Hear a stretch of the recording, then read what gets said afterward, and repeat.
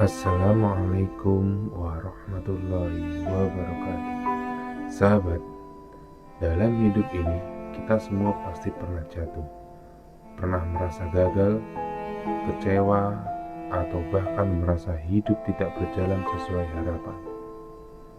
Tapi ingat, keterpurukan bukan akhir dari segalanya. Dalam Islam, setiap ujian adalah tanda cinta Allah kepada hamba-Nya. Allah berfirman dalam surat Al-Baqarah ayat 286. Allah tidak membebani seseorang melainkan sesuai dengan kesanggupannya. Setiap manusia diuji dengan caranya masing-masing. Ada yang diuji rezekinya, ada yang diuji perasaannya, ada yang diuji keluarganya, pekerjaannya, bahkan mimpinya. Dalam ujian itu bukan karena Allah tidak sayang, justru karena Allah ingin mengangkat derajat kita, menghapus dosa kita, dan menguatkan hati kita. Seperti para nabi, semua mengalami ujian berat. Tidak ada satupun manusia yang mulia yang hidup tanpa cobaan. Mulai dari doa. Doa adalah pintu pertama untuk bangkit. Saat kamu merasa gagal, katakan, "Ya Allah, kuatkanlah aku, jangan biarkan aku sendirian." Allah Maha mendengar.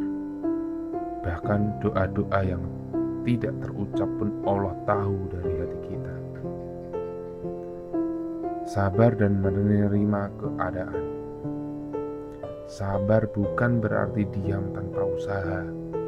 Sabar adalah tetap teguh dalam ketaatan dan tidak putus asa.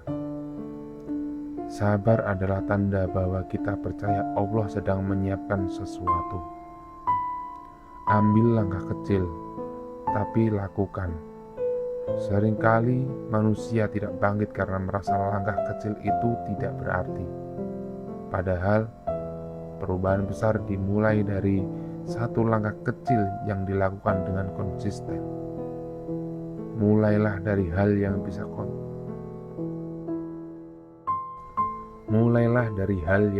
kamu kontrol. Bangun lebih awal, perbaiki sholat, rapikan rencana hidup. Lakukan satu hal baik setiap hari. Sedikit demi sedikit, Allah akan mudahkan jalannya.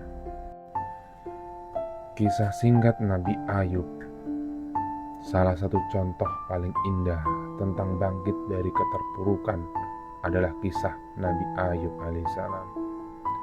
Beliau kehilangan harta, kehilangan kesehatan, kehilangan keluarga, hampir semua yang beliau punya hilang.